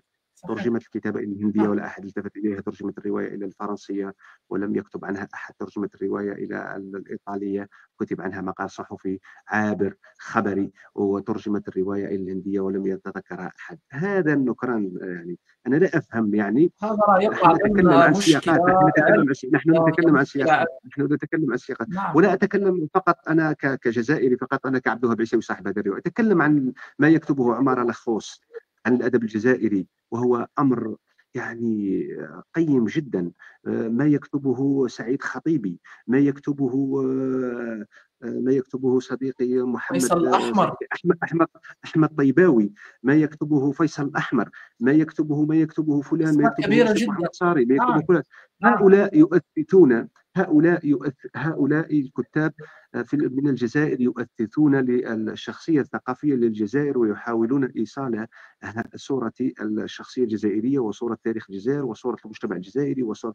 نحن من نصنع الثقافة الجزائرية ونحاول أن نصدرها ونطبع في دور نشر أجنبية عربية من أجل أن يقرأنا الآخرون يعني. مم. ثم تجد هنا في الجزائر لا يكاد يكتبون عنهم، او لا يكاد يعني. أنا هذا الشيء نحكي على لو كونتكست يعني الكامل الكلي، السياق العام للكتابه هنا في الجزائر وطبيعه الكتابه هنا في الجزائر، ومن الاشياء التي تجعلنا نطبع كتبنا ربما في خارج الجزائر، لانه هنا لا توجد دار نشر عربيه. مثلما نعود الان الى موضوع دور النشر الجزائريه التي لا تكاد تخرج نعم. خارج الجزائر. نعم أستاذ عبد الوهاب. طيب ننتقل إلى محور وأسئلة أخرى ربما فيما يتعلق بواقع واستشراف الرواية الجزائرية. ربما كسؤال عام نفتتح به هذا المحور أستاذ عبد الوهاب، كيف تصف اليوم واقع الرواية الجزائرية؟ وإن كان هذا السؤال يعتبر امتدادا لما تحدثت عنه أو لآخر ما تحدثت عنه قبل قليل حول هذه الرموز الثقافية والقامات الثقافية والروائية التي تتصدر اليوم المشهد الأدبي الروائي في الجزائر والعالم العربي وحتى عالميا، يعني بعد الترجمات التي حققتها بعض الروايات الجزائرية في العالم. نعم، بالتأكيد. أنا كنت أحكي لك مثلا أنا على الصديق أحمد طيباوي، مؤخرا نال جائزة نجيب محفوظ، يعني ولا تكاد تجد أثرا في هذا الأمر مثلا في الجزائر هنا، بينما تجد أثره في القاهرة أكثر. تجد احتفاء في القاهرة أكثر، تجد وكأنه هذا الكاتب أصبح من القاهرة مثلا. آه، نعم. آه، مثلا ترجم نصه إلى الإنجليزية ونصه جميل جدا، يعني من أفضل النصوص الجزائرية التي قرأتها، ولم أجد مقالا واحدا يعني يعطي لهذا النص قدره. الأمر ينطبق على كل الكتاب، يعني على الكثير من الكتاب هنا في الجزائر، أين يعني لا تكاد تجد يعني بودكاست مثل هذا، يعني يحاول التعريف بالكتاب الجزائريين. في السنوات الأخيرة لا نكاد نجد هذه الصفحات. كانت هناك 3 أو 4 محاولات، لم نجد مثل هذه المحاولات، وهي كلها محاولات فردية ربما من أشخاص لديهم محبة لهذا الفن ومحبة لهذا الموضوع الثقافي بشكل كلي في الجزائر. هناك كتاب في الجزائر لهم يعني مستقبل رهيب، يعني لهم رؤية يعني أقول عالمية، ويعني بدون نعم. مجاملة. ولكن الفضاء صحيح. الجزائري هو فضاء قاتل، يعني الفضاء الجزائري لا نكذب عن أنفسنا، الفضاء الجزائري هو فضاء قاتل. كل شخص يخرج من الجزائر يصبح يخرج من هذا الفضاء الجغرافي ويشتغل في فضاء جغرافي آخر. يعني يعني تتغير جميع الشروط، ويصبح نعم. الطريق وكأنه معبد، لأنه ما يمكن أن تحققه هنا في الجزائر.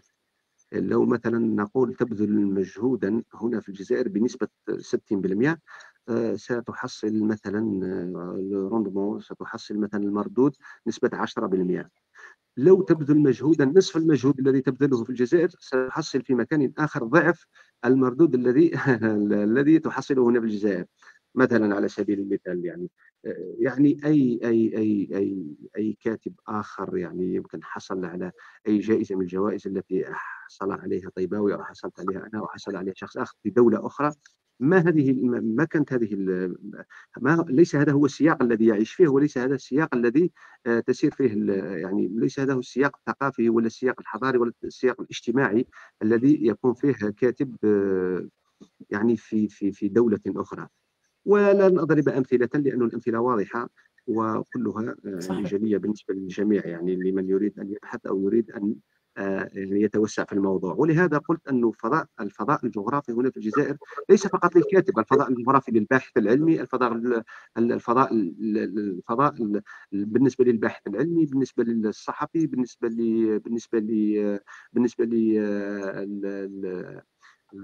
يعني الباحث في الجامعة، الاختصاصات الأدبية والاختصاصات الإنسانية والاختصاصات العلمية بشكل عام، أو بالنسبة للمخترع أو بالنسبة لأي باحث هنا في الجزائر. السياق العام غير مشجع للمواصلة طويلا يعني. نعم. نعم. طيب أستاذ عبد الوهاب، نلاحظ اليوم نزوع كبير للشباب نحو كتابة الرواية دون التحكم ربما في تقنياتها وأساليبها. وقد انقسم النقاد في هذا الشأن أو حول هذا الموضوع إلى قسمين. القسم الأول يرى بأنها ظاهرة صحية، وقسم آخر يرى بأنها إساءة للأدب وتشييئه ليصبح مجرد سلعة وعملية تجارية أفقدت الأدب قيمته الثقافية والاجتماعية. أي الحزبين تنتمي أنت أستاذ محمد عبد الوهاب؟ أنا تكنوقراط، يعني لا أنتمي لأي حزب. لن تنتمي، أقصد شوف الحزب المتعلق بهذين الرأيين. شوف ما رأيك في هذه القضية؟ السوق يعني الكتب اليوم أصبحت ك قراطيس أنا الفول نشرح لك السوداني يا ببساطة. أستاذ. شوف، نعم. لأنه الكثير من دور النشر تحولت من عمل النشر إلى دور الوسيط ما بين الناشر والمطبعجي ببساطة. نعم. لأنه ما هو نعم. لما نعرف مفهوم دار النشر، ما هو دار النشر؟ دار النشر هي مؤسسة، أولا مؤسسة اقتصادية ربحية تهتم بالكتاب، نعم، وبالتالي تستثمر في الكتاب. ومن شروط الاستثمار في الكتاب أن يكون لديك لجنة قراءة محترفة، لأنك سوف تستثمر في الكتاب وترجو أن يحقق هذا الكتاب ربحا. أن تستثمر في هذا الكتاب، نعم، أن يكون هذا الكتاب لديك لجنة قراءة لتختار وتختار الكتاب الجيد، وترفض الكتاب السيء الرديء مثل ما كنت تحكي. نعم، النقطة الثانية هو عمل المحرر. ما هو عمل المحرر؟ عمل المحرر هو متابعة أي عمل الذي يعني مؤشر له بالموافقة في النشر، ولكنه تنقصه الكثير يعني فيه الكثير من النقائص. مثلا مسألة سلامة اللغوية، مسألة مثلا هناك اختلالات منطقية في هذا النص، هناك اختلالات بنيوية في هذا النص، هناك كذا هناك كذا، هناك نهاية غير مناسبة لهذا النص، يجب أن تحول هذه النهاية بالتشاور مع الكاتب. هذا عمل المحرر مثلا. ثم ننتقل إلى نقطة أخرى، هي العناية بالكتاب في حد ذاته. وبالتالي نحن لما نتكلم عن العناية بالكتاب، يعني إنتاج الكتاب كمادة، نوع الورق، نوع الخط، الهوية البصرية للغلاف. هناك دور نشر صحيح، لا تكاد تميز هذه الدار من هذه الدار، وهناك دور نشر بمجرد أن ترى الغلاف على بعد مسافة تعرف أن ذلك الدار هو الدار الفلانية أو دار الفلانية أو دار الفلانية، دور لديها الهوية البصرية. هذه الشروط لا تكاد تجدها إلا في بعض الدور الجزائرية. هناك مؤخرا بدأت بعض الدور تنتبه لهذه النقطة المهمة. الدور النشر في العادة لا تطلب مالا من الكاتب، ولكن هذا موضوع آخر. يعني نحن الآن لأنه سلسلة النشر في حد ذاتها في الجزائر، أو سلسلة إنتاج الكتاب في الجزائر غير فيها فجوات. مثلا الآن يغيب مثلا الموزع. لما نبدأ في سلسلة الكتاب أنه فيها الكاتب والناشر والمطبعي والموزع ثم المكتبي، هذه السلسلة على سبيل المثال. الآن هناك فجوات في هذه السلسلة، أو هذه السلسلة هناك بعض النقاط لا تعمل. لا أقول أن السياق العام لا يجعلها تعمل. المكتبات مثلا تكاد كل يوم تقفل المكتبة جديدة على سبيل المثال، وبالتالي لدينا الآن مشكلة في الكتاب. نحن نعود إلى النقطة الأولى، هي مسألة المقروئية، وبالتالي المكتب يبيع للقارئ والقارئ غير موجود، وبالتالي المكتبة لن تشتري الكتاب من الناشر، وبالتالي الناشر سيطلب مالا لأنه لا يستطيع أن يدفع للمطبعي، والمطبعي بالضرورة هو إنسان يعني من الصناع، يعني إنسان صانع، وبالتالي لديه آلة ولديه مستوجبات هذه الآلة ولديه كذا ولديه فواتير يجب أن يدفعها ندخل في سياق آخر. يعني وتصبح العملية هي كالتالي: كاتب، تختزل العملية كاتب، وسيط، ومطبعي. الوسيط نعم، آه، الوسيط قد يكون هذا الوسيط يتلبس بتلبس الناشر، أو يتلبس بأي تلبس آخر، وقد يصبح مباشرة أن الكاتب يذهب مباشرة إلى المطبعي ويختصر هذه المسافة وينتهي الموضوع. يعني هذا ما يحدث الآن في الجزائر، ويمكن اختصاره، لأنه الناشر الحقيقي مثل ما قلت، أنه الناشر الحقيقي يعتني بالكتاب عناية جيدة، من الناحية داخل الكتاب، محتوى الكتاب، ومن الناحية الشكلية للكتاب، والناحية المادية للكتاب. ولكن هذه الأشياء لا تتحقق إلا في دور قليلة في الجزائر. أنا لا أنفي أن هناك نعم، دور محترمة، لا، ولكن تبقى إشكالية أنه دور النشر، يعني يمكن 3 أو 4 دور نشر فقط التي لديها تعاقدات مع دور نشر خارج الجزائر، هي التي يمكنها إيصال الكتاب الجزائري إلى الخارج. ولكن من جهة أخرى عن طريق التعاقدات، وليس عن طريق النشر في الجزائر وتصدير الكتاب. هناك فرق، وفرق جوهري.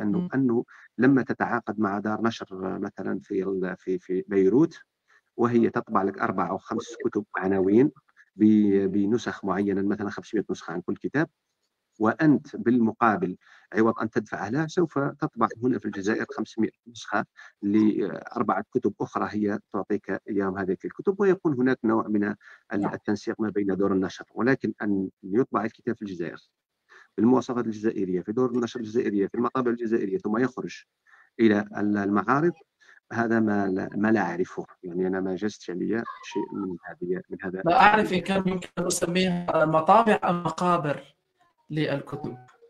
والله يعني حكيت لك أنه المشكلة أنها سلسلة، لا يمكن أن تلقي باللوم على فلان، أن تقول أنه لا القانون هنا فيه المشكلة، أو تقول أنه المطبعي هو المشكلة، أو تقول أنه لأنه كل شخص لديه أسبابه المبررة، يعني المسوغة. مثلا الموزع يقول أنا لا أخرج بسيارتي لمسافات طويلة 1000 أو 1200 كيلومتر أو أمشيها، ثم في الأخير لا أحد يقوم مثلا ب- بشراء كتاب مني أو من هذا الناحية. يعني المكتبي نفس الشيء، يقول أنا عندي مكتبة لا أضع فيها الكتب التي لا تباع، نعم. وحقه. أنا أضع عندي نوعية معينة من الكتب هي التي تباع، أنا أضع هذه لأنه أنا عندي كراء، عندي كهرباء، عندي كذا. يعني لو تقاربها من هذه الناحية ستجد كل فئة من هذه الفئات التي تدخل ضمن يعني سلسلة الكتاب في الجزائر. كل شخص لديه أسبابه المقنعة والمبررة. هذا أنا كوجهة نظر يعني ما أراه الآن في الجزائر، لأنه لدي أصدقاء من جهة التوزيع، ولدي أصدقاء مطبعيين، ولدي أصدقاء ناشرين، ولدي أصدقاء مكتبيين، وكل شخص تسمع منه ويعني و... وليس لديك حل إلا أن تقتنع بما يقوله، لأنه ليس لديه إلا ذلك الكلام يقول. يعني لا يمكن شخص يحقق ربحا أن يرفض هذا الربح، يقول أنا أضع كتاب ولكن لا أحد يشتري ذلك الكتاب.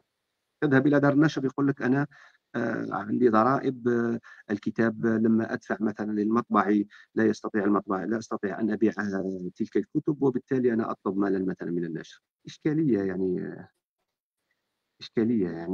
نعم. كبرى. مثلا جانب آخر ومهم جدا، مثلا هنا في الجزائر ما عندناش مثلا الإشهار للكتاب، مثلا بيبليسيتي تاع الكتاب، ليس لدينا التسويق إشهار للكتاب. بأشكاله، التسويق كمفهوم في أو ما يسمى التسويق ما بالتسويق عندناش الثقافي تسويق والصناعة للكتاب. الثقافية بكل أنواعها غائبة.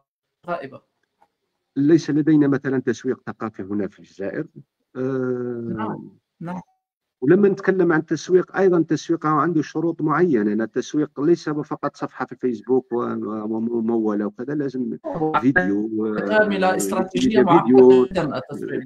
بشكل طبعا. جميل. لازم يعني حاجه تجذب من يراها طبعا. وتجعله يهتم بالكتاب نعم. وتهتم بهذه الاشياء. نعم. مثلا فكره حتى تحويل الروايات يعني الى افلام، الى أفلام وثائقيات، الى ومسلسلات. كذا، تجعل نعم. القارئ أيضا نعم.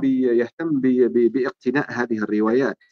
يعني نحن كلنا ربما صحيح. شاهدنا الكثير من الأفلام والمسلسلات المقتبسة من مقتبسة خصوصا مقتبسة السينما مثلا من الأمريكية.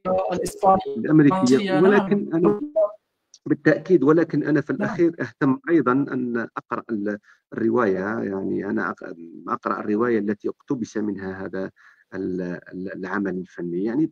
يعني أنا لم تغنني مشاهدة ريح الجنوب عن قراءة رواية ريح الجنوب. نعم. مم. يعني يعجبني هذا هنا وش حبيت الحقيقة. نقول. مم.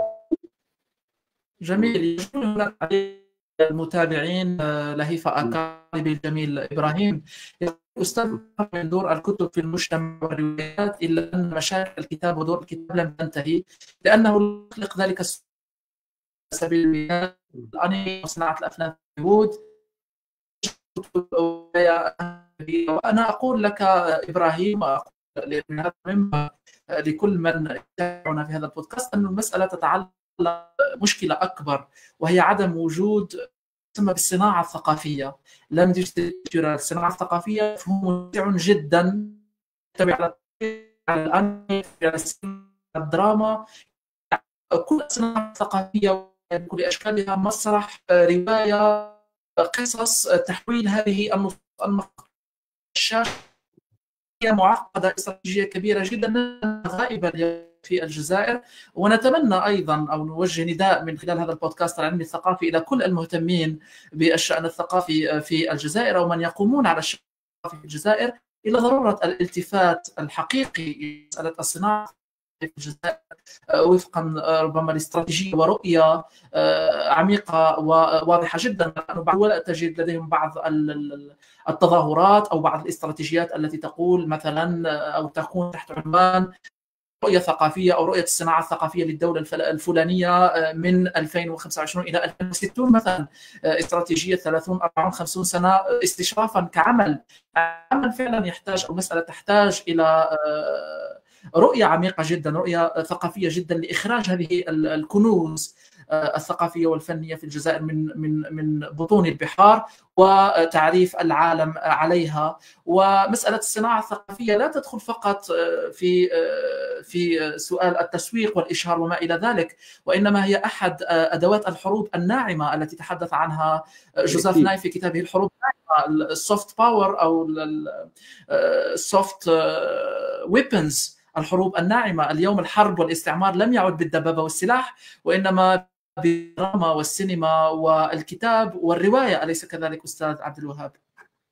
بالتأكيد أتفق معك. شكرا على الإشارة الأخيرة، هي إشارة مهمة جدا تتعلق بالحرب الناعمة. أنا أصلا كل كلامي السابق كان بناء على فكرة الحرب الناعمة. أنت لما يكون عندك خواء في الفضاء الجغرافي الذي تعيشه، خواء ثقافي وخواء اجتماعي، وأنت لست ضابطا لهذه الاستراتيجية الثقافية الموجودة لديك، ستتغلغل لديك الكثير من الأشياء. تتغلغل عليك أفكار غريبة، أفكار من أفكار قد تكون متشددة، أفكار قد تكون تضرب الهوية الثقافية المحلية في العمق، أفكار قد تجعل أو تحيي أو تذكي الصراعات العرقية أو الصراعات الطائفية. ولكن لما تضبط أمورك وتكون لديك شخصية ثقافية تفتخر بها بمحمولاتها المتعددة بتنوعها بكذا، ستكون مطعما ضد أي محمولات جديدة، وستكون هناك جدار صلب تصطدم فيه كل الثقافات التي تأتي من الغزو الثقافي أمكنة محببة وأمكنة غير محببة. غير محببة، الغزو الثقافي أستاذ عيساوي. بالتأكيد، يعني بالتأكيد صديقي. نعم. بالحديث عن الصناعة الثقافية أستاذ عبد الوهاب وسؤال التسويق والإشهار والأدوات التي كنا نتحدث عنها، هل هذه الأداة الناعمة ذات هذا الثقل الرواية هل تستطيع حقا إحداث التغيير الاجتماعي والثقافي في المجتمعات، أم أنها مجرد طرف فني لا يمكنه تجاوز حدود المتعة؟ شوف، نعطيك مثال بسيط للغاية. نعم. شوف، المخيال الجمعي الجزائري تربى على الكثير من الأفلام في مرحلة السبعينات والثمانينات، مثلا الأفلام الهندية على سبيل المثال. هل في رأيك هذه الأفلام الهندية التي تراها أسست للمخيال الثقافي الجزائري؟ هل الأفلام المصرية التي كنا نراها أسست لنا في المخيال الثقافي الجزائري وبنت وقامت ببناء جزء مهم من ثقافته؟ الأفلام الفرنسية، الأفلام الأمريكية مؤخرا مع الجيل الجديد، هذا الجيل الذي توجه بشكل كبير بدون نتفليكس أي والابل تي في مثلا والديزني تي في. نعم. مثلا تأثيرات أخيرة عن نتفليكس، مثلا الموجات الجديدة صحيح. الغريبة التي صارت تأتينا الآن نعم. بمسميات مختلفة، بينما هي في جوهرها ضرب للشخصية القيم شخصية الرجل والمعتقدات ولشخصية المرأة. والهوية. وبالتالي نعم. هذه الأشياء تتسرب إليك يوميا عبر الهاتف، وتتسرب إليك يوميا عبر التلفزيون وعبر الأفلام التي تراها وعبر أي شيء يمكن أن يكون لديه قوة تأثير، سواء كان صورة أو فيديو أو أي شيء. يعني هي أخطر مما تتخيل، أخطر مما تتخيل. ولكن نعم. هناك غفلة عن هذا الموضوع.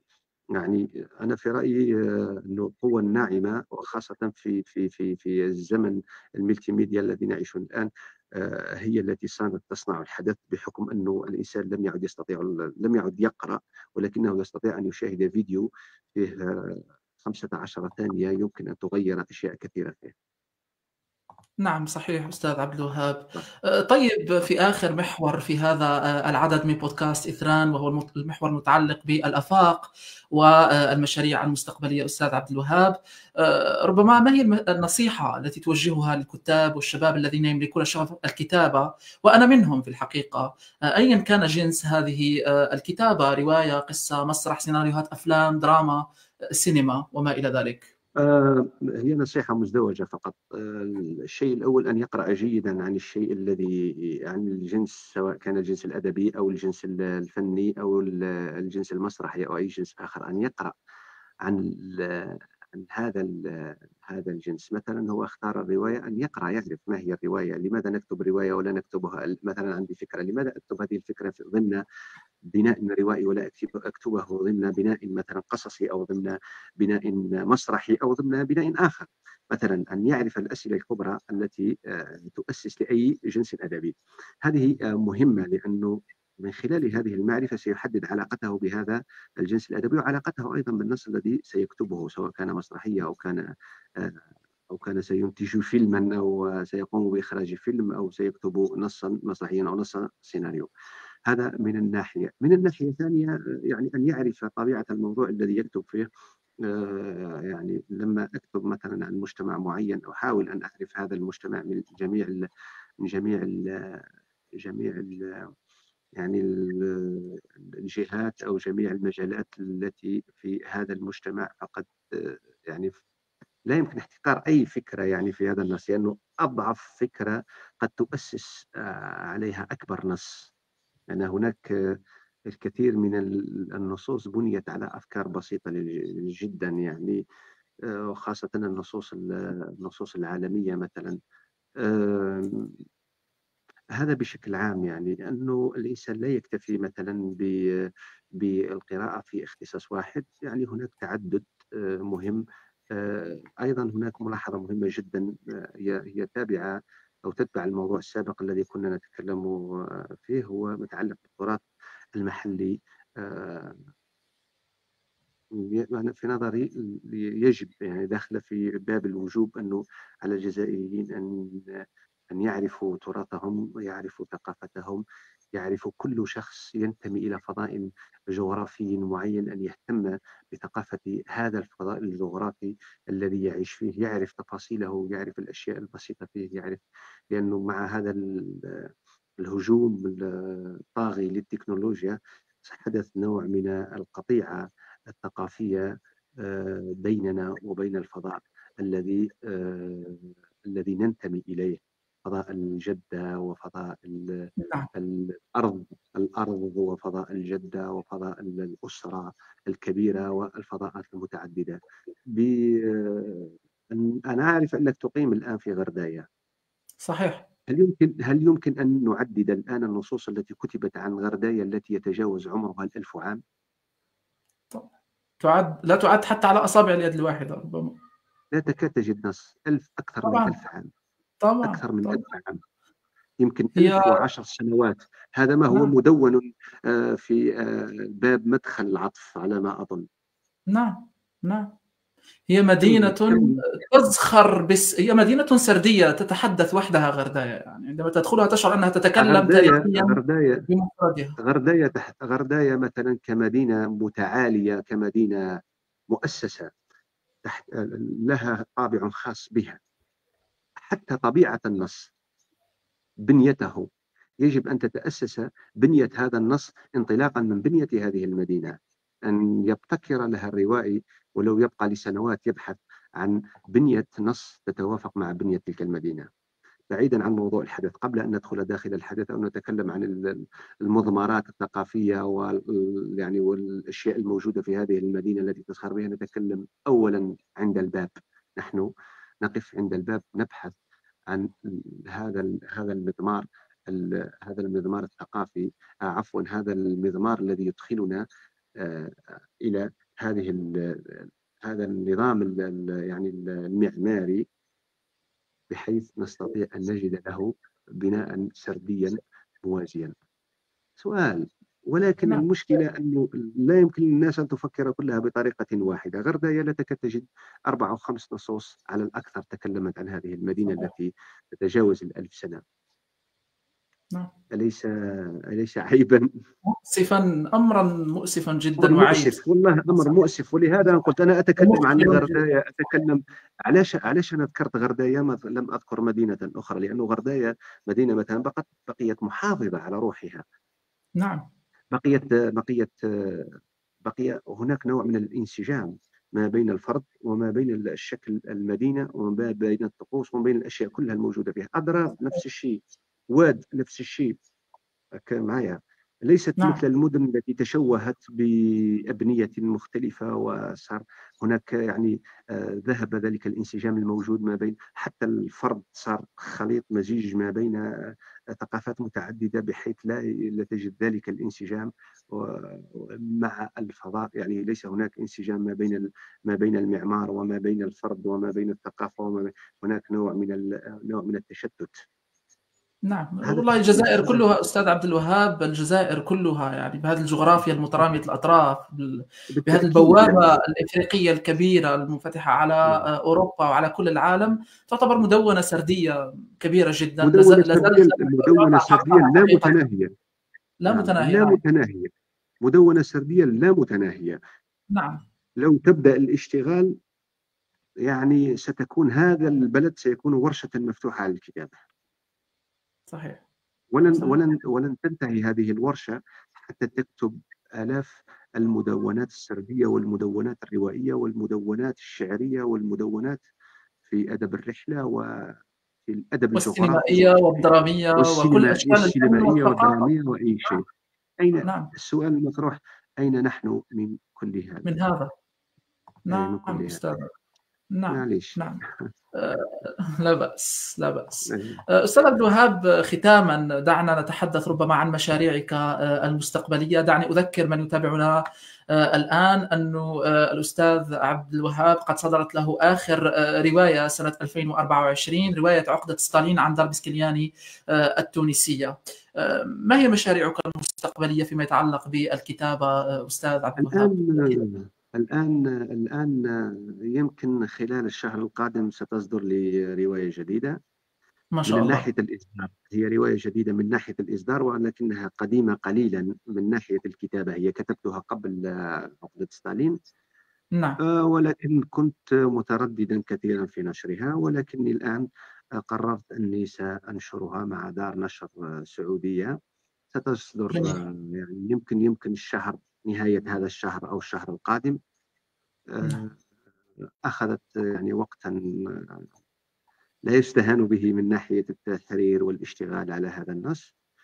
وإن شاء الله ستصدر مع دار النشر السعودية يمكن الشهر، يمكن نهاية هذا الشهر أو الشهر القادم على الأكثر، لأنه نحن فرغنا منها الآن من ناحية التحرير ومن ناحية التدقيق، ولم يبقى لنا إلا الغلاف ربما، وإرسالها إلى تصفيف وإرسالها إلى المطبعة.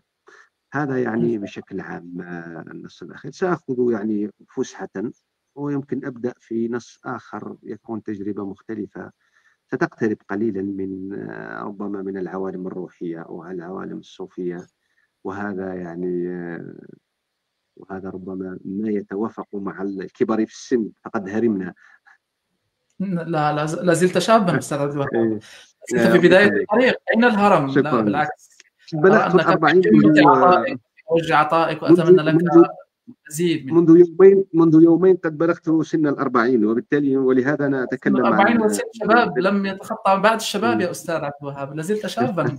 شكرا. ربي يخليك. شكرا. الله يخليك شكرا. أستاذنا عبد ربي يخليك. الوهاب. شكرا. الحقيقة لفتني هنا تعليق رائع يحتوي على سؤال جميل لابنة مدينة غردايا رؤيا خضراء، تقول فيه البوليفونية، المصطلح الذي أوفده ميخائيل باختين في كتابه شعرية دوستوفسكي، لتعني تعدد الأصوات حول قضية ما وتوسع نطاق الحوار. هذا ما طرحه مقال للدكتور خالد ربعي والدكتور عبد القادر طالب بعنوان البوليفونية والسرد التاريخي في رواية ديوان الإسبرطي مجلة النص. اندرجت دراساتهما ضمن الأبحاث السردية وعلاقة الرواية بالتاريخ. فهل تقصدتم هنا تطرح رؤية خضراء سؤالا وتقول: هل تقصدتم تجسيد هذه الروعة السردية في رواياتكم، أم أن صدق السرد وسعة خيالكم وفكركم كان له الدور الكبير في ذلك؟ شكرا. بالطبع هو أصلا السؤال اللي كان مطروح أو أكثر ما طرح ونوقش في هذه الرواية هو ما يتعلق بقضية البوليفونية. هو نعم. تعدد وجهات النظر كان مقصودا. هذه وجهات النظر كانه رواية موقف، يعني موقف ورؤية. كل شخص لديه وجهة نظر ولديه رؤية معرفية ورؤية ثقافية، وبالتالي الحدث لا يقرأ من جهة واحدة أو لا يرى من جهة واحدة ولا يسرد من جهة واحدة، وإنما يسرد انطلاقا من أكثر من وجهة نظر. وهذا التعدد الصوتي بوليفونية ومستوى الطرح يعني كان مقصودا، يعني هذا التعدد، نعم. يعني نعم. تعدد النص جميل.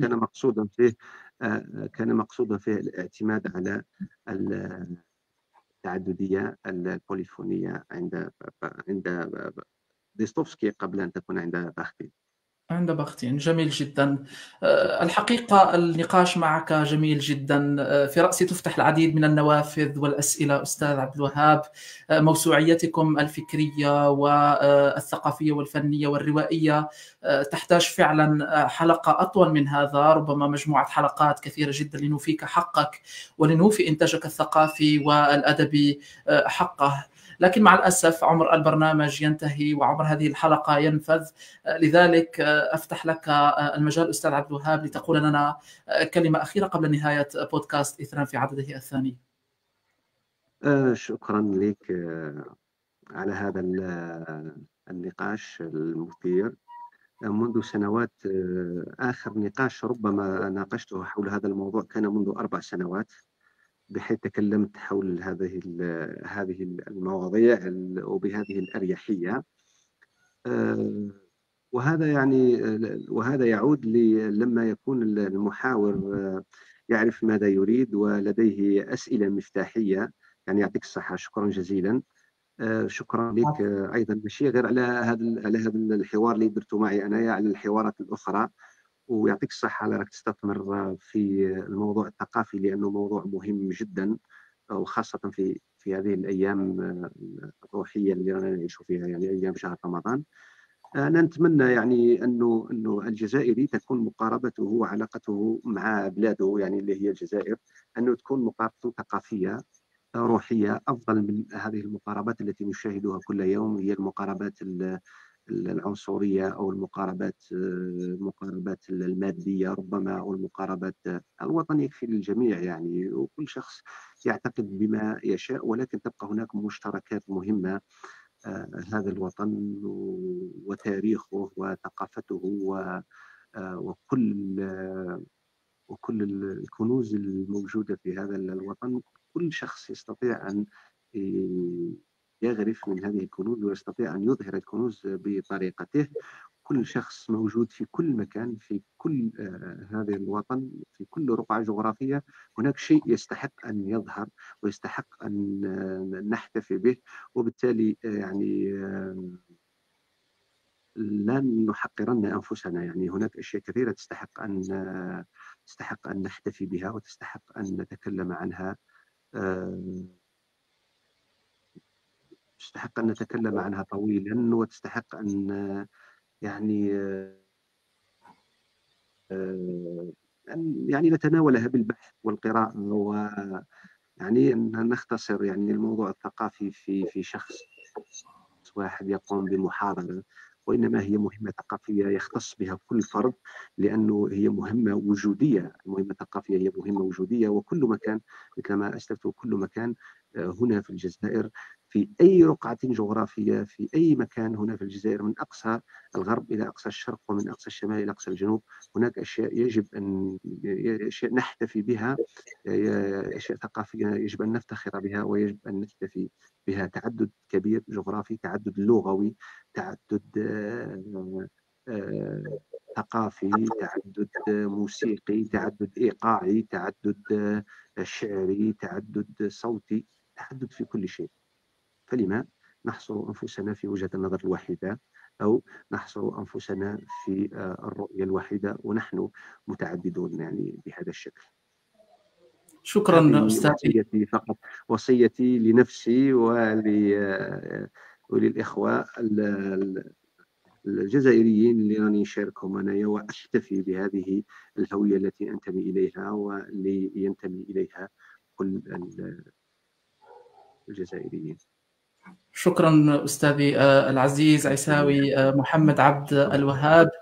شكرا على قبولك لدعوة بودكاست إثنان في موسمه الثاني 2025 وفي عدده الثاني. شكرا على وقتك الثمين الذي منحته لنا رغم ضيق ربما مشاغلك أستاذي العزيز. بهذا مشاهدينا الأكارم نصل إلى نهاية هذه الحلقة الثانية من بودكاست إثنان في موسمه الثاني لسنة 2025. وهكذا تنتهي رحلتنا اليوم في أروقة التاريخ والأدب، حيث التقينا بروح الجزائر بين سطور الديوان الإسبرطي واستمتعنا لنبض السرد الذي يروي حكايات المقاومة والخذلان، الصراع والانتماء، في عالم تتسارع فيه التكنولوجيا وتتحول فيه القيم أمام أعيننا. يبقى الأدب شاهدا على الذاكرة، ينير دروب الحاضر ويفتح نوافذ المستقبل. ويبقى السؤال الذي نطرحه على أنفسنا: هل نقرأ التاريخ لنهرب منه أم لنفهم حاضرنا ونصنع غدا أكثر وعيا؟ إلى لقاء جديد مع نجم آخر في سماء الفكر والإبداع في سماء إثنان. دمتم على درب المعرفة ودمتم أوفياء للكلمة الحرة. وتذكروا كما قال ضيفنا الكاتب عيساوي محمد عبد الوهاب بأن الثقافة مهمة الجميع. قبل أن تنتهي هذا الحلقة بودي أن أتقدم بخالص الشكر وجزيل العرفان إلى الفريق العامل معي على إخراج بودكاست إثنان في موسمه الثاني في أبهى حلة. في العارضة التقنية الأستاذة سهام همال والأستاذة فاطمة همال، والتقرير السيرة الذاتية للأستاذ عيساوي محمد عبد الوهاب الذي تم نشره مساء على صفحة الفيسبوك الذي قدمته لكم الأستاذة سهام همال. صديقي شعبان عبد الوهاب الذي يدير صفحاتي على مواقع التواصل الاجتماعي الانستغرام وصفحة الفيسبوك الرسمية. ومعكم أنا أخيرا الأستاذ صابر بقور في الإعداد والإخراج. إلى أن ألتقي بكم في موعد آخر، أتمنى لكم ليلة طيبة، سحور شهي، تقبل الله مرة أخرى. إلى اللقاء.